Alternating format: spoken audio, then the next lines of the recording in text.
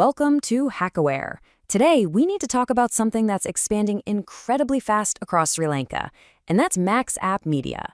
Our goal here is pretty simple. We're going to break down its structure, uncover the potential risks, and give you the tools you need to make a really informed decision. But look, before we dive in, I want to make one thing crystal clear. This investigation, it's not designed to attack anyone. It's not about shaming or embarrassing people.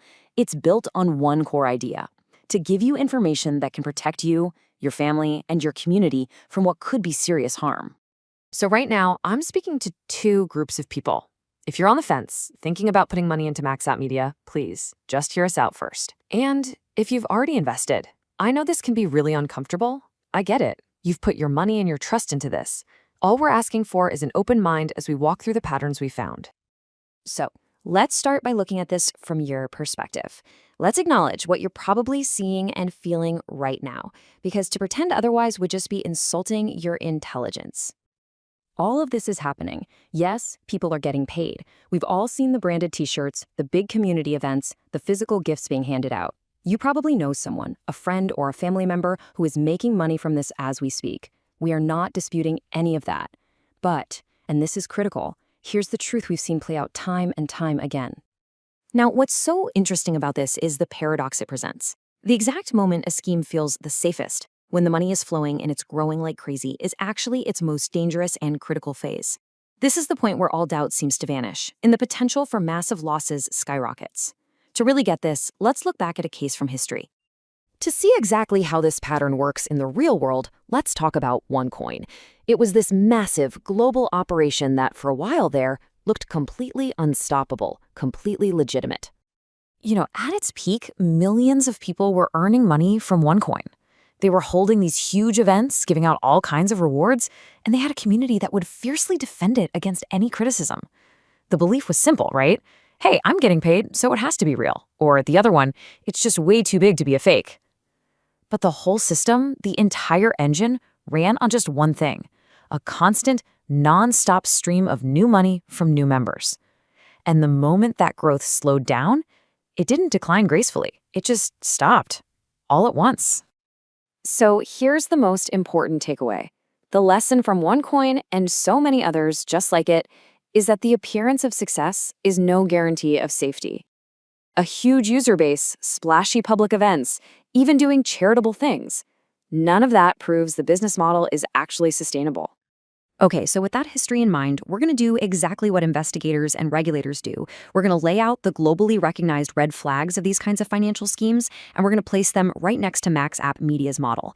Then you can look at them side by side and decide for yourself. All right, red flag number 1, the pay-to-earn model. In every confirmed scheme, you have to put money in to make money out.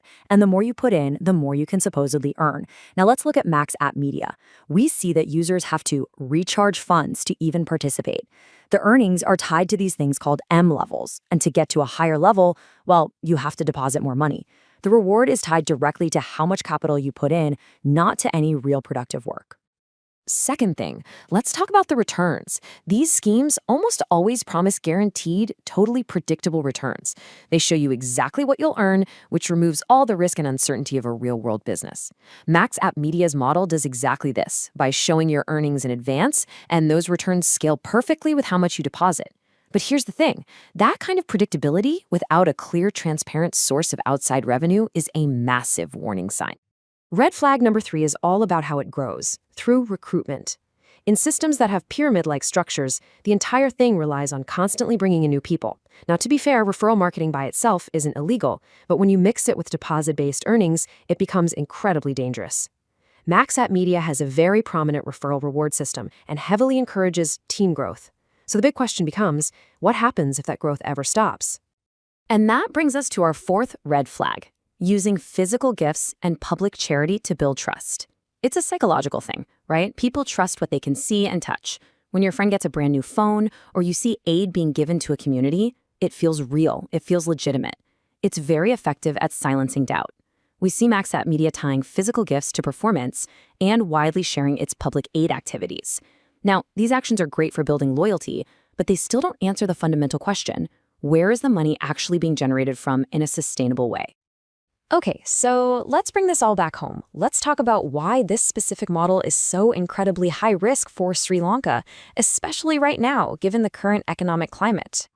Because when these systems eventually fail, and they do, it's not some big corporation that feels the pain.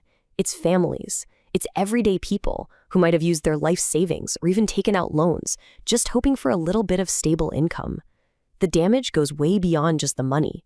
It completely erodes the trust we have within our own communities. This is the single most important question you can ask about any system that looks like this.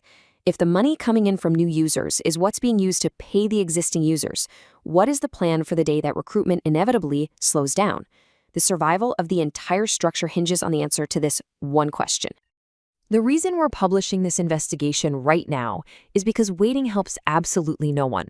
You see, large schemes don't send out a warning before they collapse. They don't announce, hey, withdrawals are about to get a little tight. By the time everyone agrees that it was a fraud, it's already over. It's too late. The money is gone. This whole analysis is meant to give you something precious. Time.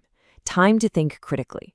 So, as we wrap this up, let's just hammer home the core message. First, getting paid today is not proof that something is legitimate tomorrow. Second, looking powerful and visible on the outside does not mean it is structurally safe on the inside. And maybe most importantly, belief, even the belief of people you trust, cannot stop a fragile system from breaking. Our goal here isn't to tell you what to do. It's to ask you, to urge you to look at the evidence, to see the historical patterns for what they are, and to think for yourself.